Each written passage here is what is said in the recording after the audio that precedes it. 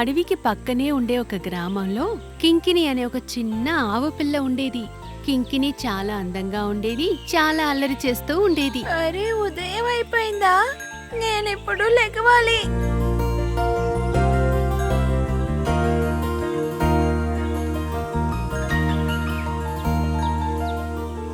ఓ, నాకు చాలా ఆకలేస్తుంది. హా, నేను ఆ చెరువు పక్కన వెళ్ళి గెడ్లని తినపోతున్నాను. అక్కడ ఉండే గెడ్లు చాలా రుచికరంగా ఉంటాయి. హా, అది అనుకునేటప్పుడే నోరంతా ఊరుతుంది.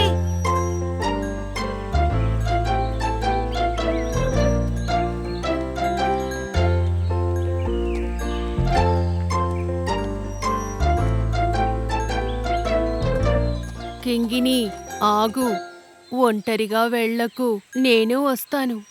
ఆ ఏనుగుల గుంపు ఆ నీటి దగ్గరికి వచ్చి ఉంటుంది.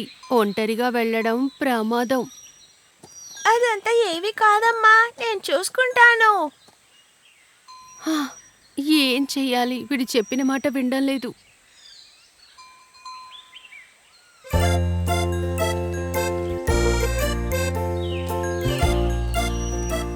ఏంటి తనని ఇక్కడ ఎక్కడ కనపడట్లేదు? ఉదయం అయి ఇంతసేపు అయింది, ఇంకా తను లెగవనే లేదా?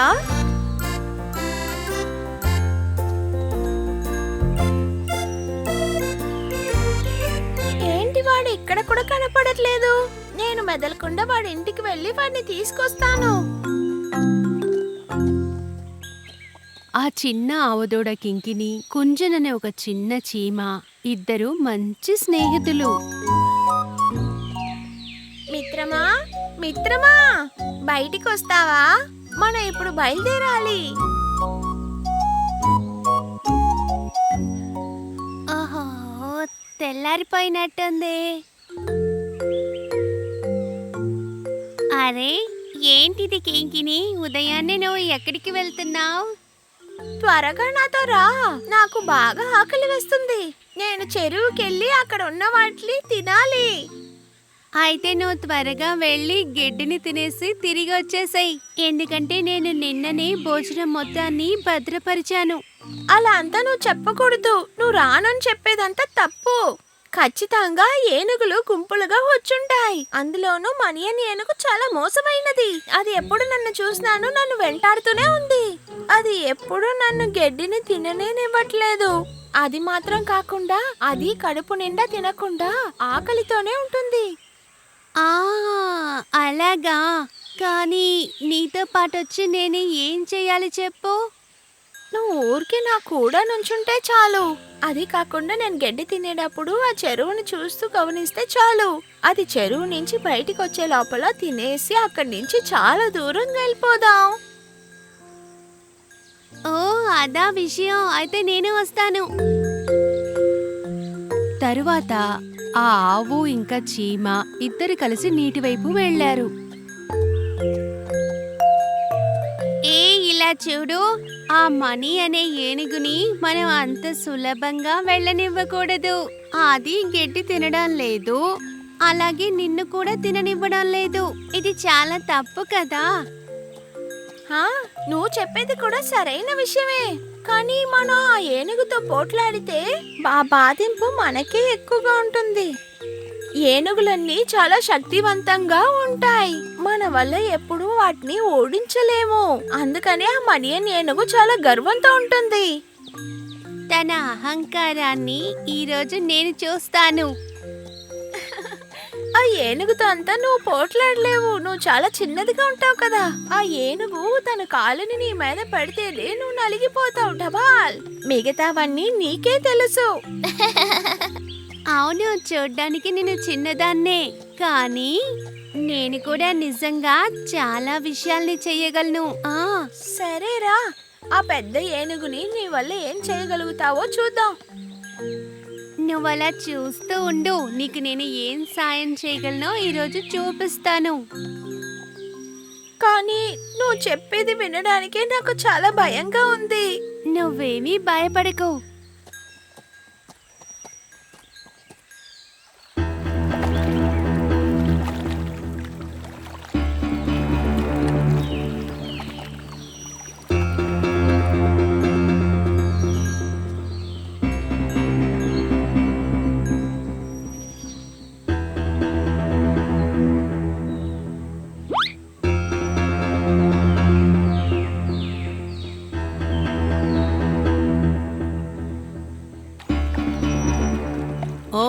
ఆ కింకిని అక్కడ గడ్డి తింటోందా?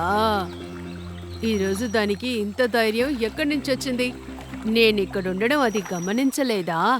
పర్వాలేదు, నేనే వెళ్ళి కలుస్తాను.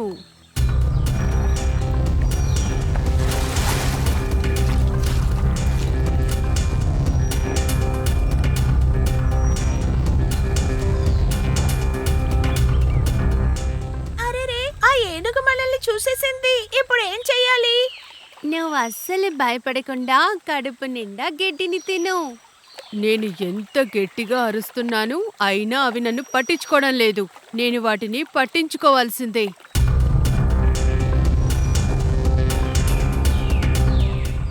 తన దగ్గర ఇప్పుడు నేను వెళ్ళి మాట్లాడతాను. ఇలా చూడు, నువ్వు అక్కడే ఆగు. నిన్ను తను ఎప్పుడు కూడా ఇబ్బంది పెట్టలేదు. అలాంటప్పుడు నువ్వెందుకని తనని ఎప్పుడు చూడు ఇబ్బంది పెడుతూ ఉంటావు? ఇవన్నీ చెప్పడానికి నువ్వెవరు? ఒకవేళ నీ మీద నా కాలు పెట్టాననుకో, నువ్వు అలాగే నలిగిపోతావు. అనవసరంగా ఈ విషయానికి నువ్వు దూరంగా ఉంటేనే నువ్వు ప్రాణాలతో ఉండగలవు, తెలుసుకో.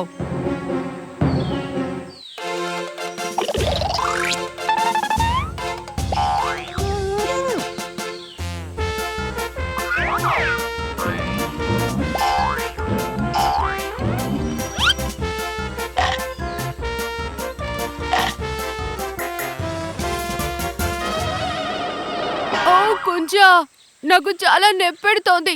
మర్యాదగా నా తొండల్లోంచి బయటికొచ్చేయ్.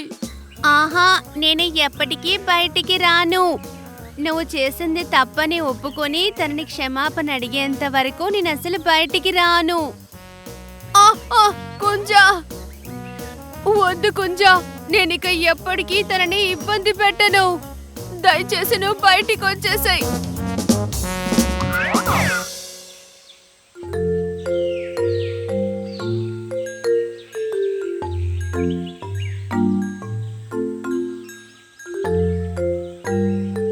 మనియా, నిజంగా నువ్వు చాలా శక్తివంతుడివి. కానీ నీ శక్తిని మిగతా వాళ్ళని భయపెట్టడానికి కాకుండా కాపాడడానికి ఉపయోగించు.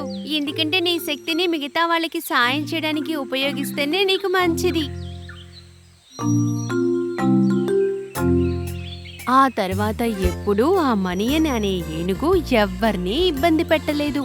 అంతేకాకుండా కుంజన్, కింగిని ఇంకా మనియన్ ముగ్గురు మంచి మిత్రులయ్యారు.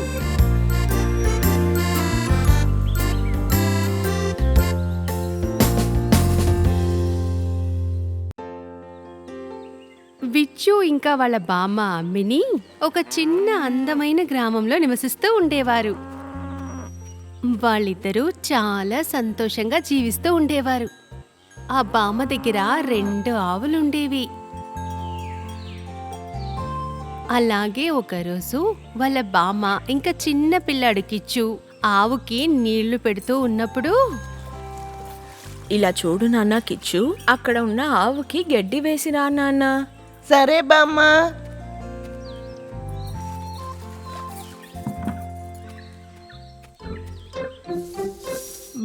బామ్మ, రేపు నేను ఈ ఆవుల్ని మేతకి తీసుకువెళ్ళనా చెప్పండి.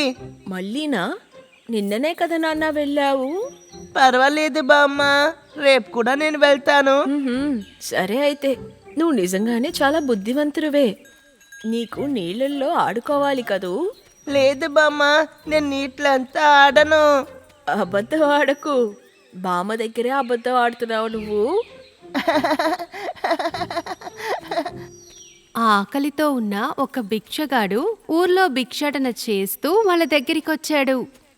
వాళ్ళ బామ్మని చూసిన ఆ భిక్షగాడు మెల్లగా నడుచుకుంటూ వాళ్ళ దగ్గరికొచ్చాడు. ఓహో ఓహో, నేను చాలా దూరం నుంచి రావడం వల్ల బాగా నీరసించిపోయాను. దూరం నుంచి నడుచుకుంటూ వచ్చాను. నేను భిక్షగాడిని. చాలా ఆకలిగా ఉంది. దయచేసి ఏమైనా నాకు ఇస్తారా? నాకు చాలా ఆకలిగా ఉంది. అలాగా, సరే సరే. చేతులు కడుక్కుని ఇక్కడికొచ్చి కూర్చోండి. నేను తినడానికి ఏమైనా తీసుకుని వస్తాను.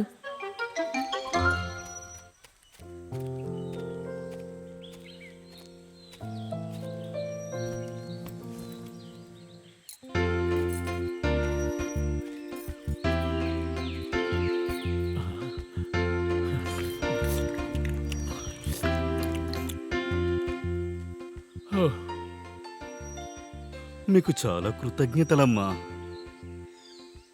అరే రే, పర్వాలేదు నాయనా. ఆకలితో వచ్చిన వాళ్ళకి భోజనం పెట్టేది మంచి విషయమే కదా. ఆ? ఓ అలాగా. అయితే విను, నాకు నీ చైన్ కావాలి ముసలి. వినిపిస్తుందా లేదా? తిని ఆకలి తీర్చుకున్న ఆ భిక్షగాడు తిన్న తర్వాత అతని ప్రవర్తనే మారిపోయింది. ఎందుకంటే అతడు ఒక దొంగ. పెద్దగా నవ్వడం మొదలు పెట్టాడు. పాపం ఆ చిన్న పిల్లాడు కిచ్చు ఇంకా వాళ్ళ బామ్మ భయపడిపోయారు.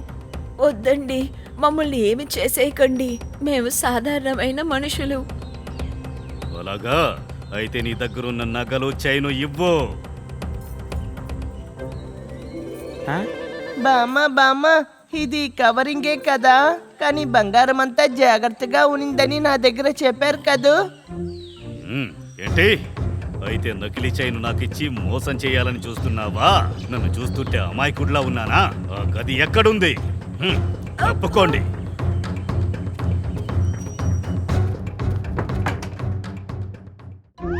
టాటా.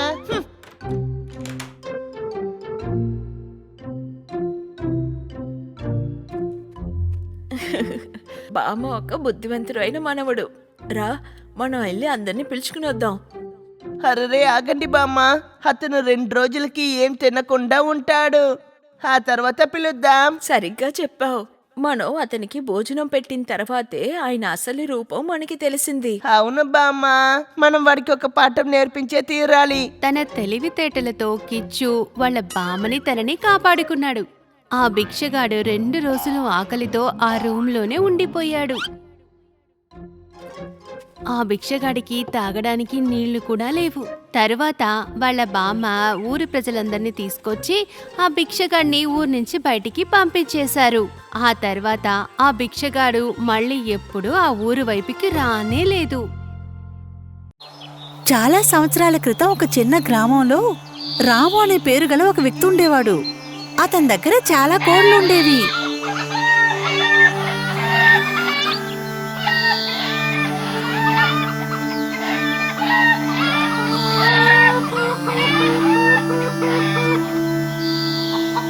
రాము అప్పుడే గమనించాడు అతని దగ్గర ఉన్న ఒక కోడిలో ఒక కోడి గుడ్డు పెట్టడం లేదని. హా, ఈ కోడ్ని నేను ఎలాగైనా అమ్మి తీరాలే. ఎలా అమ్మాలబ్బా? రాము నిర్ణయించుకున్నాడు ఆ కోడిని గ్రామం మార్కెట్లో అమ్మేద్దామని. రాముకి జనాల్ని మోసం చేయడం బాగా తెలుసు. రాము గుడ్డు పెట్టిన కోడిని, ఆ తర్వాత గుడ్డు పెట్టిన కోడి గుడ్డులు తీసుకొని మార్కెట్కి బయలుదేరి వెళ్ళాడు. రాము మార్కెట్కి వెళ్లే దారిలో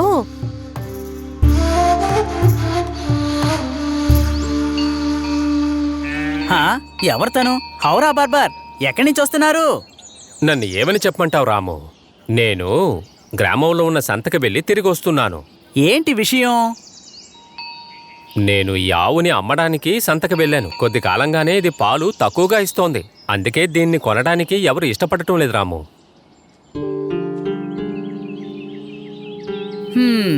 ఈ ఆవు ఎన్ని లీటర్ల పాలిస్తుంది? ఏవని చెప్పమంటావు? చాలా కష్టపడితే లీటరు దొరికింది. అది సరేగాని రాము, నువ్వు నీ కోడిని తీసుకుని గ్రామంలో ఉన్న సంతకా వెళ్తున్నావు? అవును. లేదు, దీన్ని తీసుకుని నేను మరో చోటికి వెళ్తున్నాను. ఈ కోడితోనా? అది ఈ విషయం మీరు ఇంకెవ్వరికీ చెప్పకండి. ఈ కోడి ఒక మాయా కోడి. ఏమిటి మాయ కోడా? అబద్ధం ఆడకు రాము. మీరు నమ్ముతారో లేదో, కానీ ఈ కోడి రోజుకి 10 గుడ్లు పెడుతుంది. అబ్బో, నిజంగానా? కొన్నిసార్లైతే ఈ కోడి బంగారు గుడ్లు కూడా పెడుతోంది. ఆ? దానికి నీ దగ్గర ఆధారం ఉందా? ఇవిగో ఇక్కడున్నాయి చూడండి. ఇవన్నీ ఇప్పుడు పయనం చేసే కోడి గుడ్లే. ఇది బంగారు గుడ్లు పెడుతున్నందువల్లే నేను దీన్ని చేత పట్టుకునే తిరుగుతూ ఉన్నాను. ఆ? నిజంగానే దీన్ని నేను నమ్మలేకపోతున్నాను. అయితే సరే, నమ్మకండి. దీన్ని నేనిప్పుడు ఒక బోన్లో బంధించి ఉంచబోతున్నాను. రోజు సంకలో పెట్టుకుని తీసుకెళ్ళడం చాలా ఇబ్బందిగా ఉంది. రాము, దీన్ని అమ్మే ఆలోచన నీకేదైనా ఉందా? మీరడిగితే అది కుదరదు, ఎందుకంటే నాకు పెద్ద నష్టం వస్తుంది. దీనికి నేను ఒక మంచి ధర ఇస్తాను. అలాగే ఈ ఆవును కూడా నీకు ఇస్తాను. మ్మ్, మ్మ్, ఎంత డబ్బిస్తారు? ఇప్పుడు నా దగ్గర 5 వెండి నాణేలున్నాయి. 5 వెండి నాణేలా? అది కూడా బంగారు గుడ్లు పెట్టే ఈ కోడికా? ఇది బంగారు గుడ్లు పెట్టే కోడి. ఆ? అయ్యో, నా దగ్గర ప్రస్తుతానికి ఈ బంగారం ఉంగరమే ఉంది. పోనీ ఇది ఇస్తే నువ్వు ఆ మాయ కోడిని ఇస్తావు కదూ?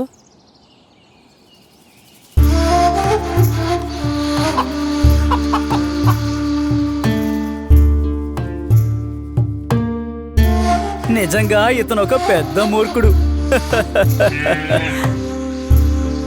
నేను ఇప్పుడు ఈ ఆవుని ఇంకెవరికైనా అమ్మేయాలి. ఏదో ఒకటి చేస్తాను.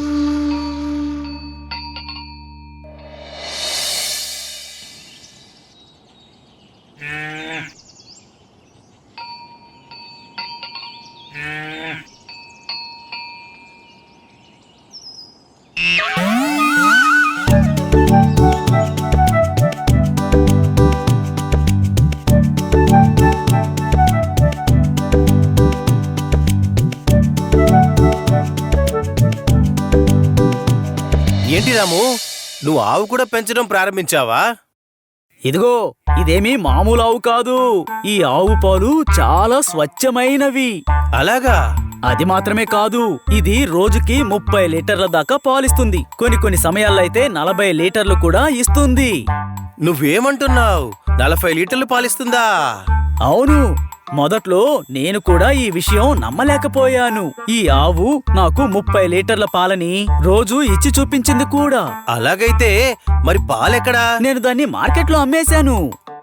కానీ ఈ విషయంలో నీకే అనుభవం లేదు కదా? లేదు, దీన్ని చూసి చూడగానే దీన్ని వదులుకోవాలని నాకు అనిపించలేదు. ఇలాంటి ఆవుని వదులుకునేవాడు నాకు తెలిసి ఖచ్చితంగా తెలివి తక్కువవాడు. అది కూడా కరెక్టే. కొన్ని రోజులుగా నాకు ఒక ఆలోచన. నేను కూడా ఒక ఆవు కొందామని. అలాగైతే ఒక మంచి ఆవుని చూసి కొనుక్కోండి. నేను ఈ ఆవుని 20 వెండి నాణేలిచ్చి కొనుక్కున్నాను. నేను మీకు 25 వెండి నాణాలిస్తాను. నాకు నువ్వు ఈ ఆవునిచ్చేయ్. ఓ, నన్ను క్షమించండి, నేను దీన్నిప్పుడు అమ్మను. ఇదిగో చూడు రాము, నీకు ఆవు పెంచే అనుభవం లేదు. ఇప్పుడు నాకు ఒక ఆవు అవసరం. మనిద్దరం ఒక మంచి ఒప్పందానికి వద్దాం, సరేనా? ఇప్పుడు మీరు నన్ను బాగా ఇబ్బంది పెడుతున్నారే. ఇప్పుడు నేను మీకు కుదరదని చెప్పలేకపోతున్నాను. సరే, తీసుకుని వెళ్ళండి. నేనొచ్చి దీని పాలు మాత్రం పితుక్కుంటాను, సరేనా? ఆ, మీరు నాకు 25 వెండి నాణేలు ఇవ్వాల్సిన అవసరం లేదు. 20 ఇస్తే సరిపోతుంది. ఇది వినగానే ఆ రైతు చాలా సంతోషపడ్డాడు. అప్పుడు ఆ సంతోషంలో ఆ రైతు ఆవు పాలు పిండడం మర్చిపోయాడు. రాము కేడితనమేంటో ఇప్పుడు మీకు అర్థమైందా? రాము సంతోషానికి అద్దులేదు. పాలు పిండే విషయం గురించి ఏమీ చెప్పకుండా 20 వెండి నాణేలని తీసుకుని ఆ ఆవుని ఆ రైతుకే అమ్మేశాడు.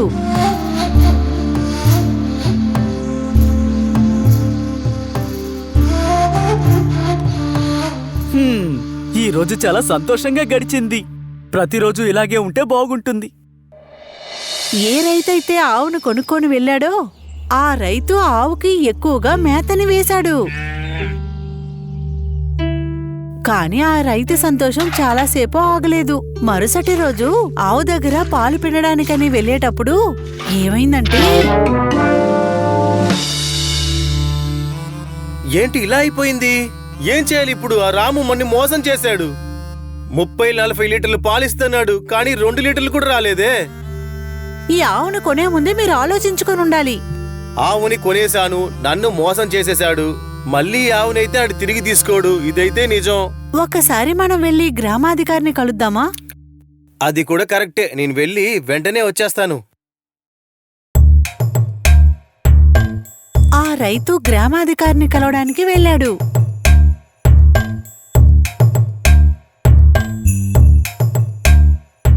ఆ రైతు ఆ సమస్య గురించి గ్రామాధికారి దగ్గర చెప్పాడు. అలా అయితే ఇది విను. వెళ్ళి రాముతో ఏమంటామంటే, నువ్వు చెప్పిన దానికన్నా ఆవు పాలు ఎక్కువగా ఇస్తుందని చెప్పు. అలాగే ఇది కూడా చెప్పు, నువ్వు పిండే పాలన్నిటినీ నాకే ఇస్తున్నావని. ఈ విధంగా అధికారి చెప్పిన ఐడియాను బట్టి రైతు రాము ఇంటి వైపుగా వెళ్ళసాగాడు. రాము ఇంటికి వెళ్లే సమయానికి రాము, నీకు మనసారా కృతజ్ఞతలు చెప్తున్నాను.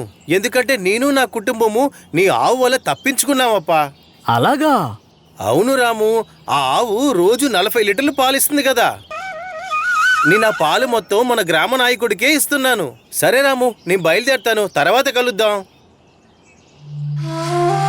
నేను ఇతనికి ఆవునిచ్చి ఏదైనా తప్పు చేశానా? నేనిప్పుడే వెళ్ళి ఊరి పెద్దను కలుస్తాను. రాము కూడా అధికారిని కలవడానికి ఆ సమయంలోనే అక్కడికి వెళ్ళాడు. ఆ, ఎవరయ్యా అది? రామువా? రా బాబు రా. మీకు పాలు అవసరమని తెలిసింది. అవసరమైతే ఉండింది, కానీ ఒక వ్యవసాయి నాకు చాలా రుచికరమైన పాలుని వాడే తీసుకొచ్చి ఇస్తున్నాడు, అది చాలా తక్కువ ధరకి.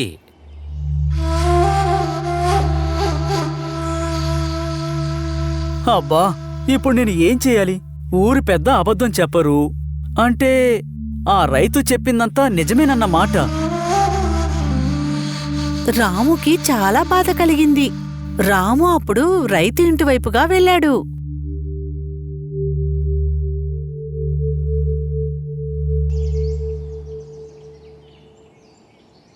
అరే రా రాము, మా ఆవుకి ఇక్కడ గడ్డి బాగా నచ్చిందంట.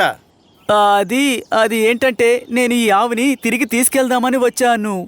ఏంటి, మళ్ళీ తీసుకెళ్దాను వచ్చావా? అవును. లేదు రాము, నేనైతే తిరిగి ఇవ్వలేను. ఎందుకంటే నా పరిస్థితినే మార్చేసింది ఆవు. దయచేసి అంత మాట అనకండి. ఈ ఆవుని కొనాలని చాలా ఆశపడ్డాను. ఆ తర్వాతే గట్టిగా నిర్ణయించుకున్నాను. లేదు లేదు లేదు రాము, నేనైతే తిరిగి ఇవ్వను. నేను ఇచ్చిన డబ్బులు ఇచ్చినా కూడా నీకు ఇవ్వను. సరే, ఈ ఆవుని మీరు నాకు ఎంత డబ్బిచ్చి కొన్నారో నేను మీకు అంతకి డబ్బులిచ్చి కొనుక్కుంటాను.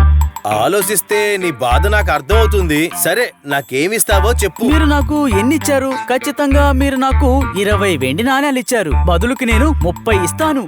ఏంటి 30? అదంతా కుదరదు. మించుమించి 40 వెండి నాణేయాలు కావాలి నాకు. సరే, అలాగే ఇస్తాను.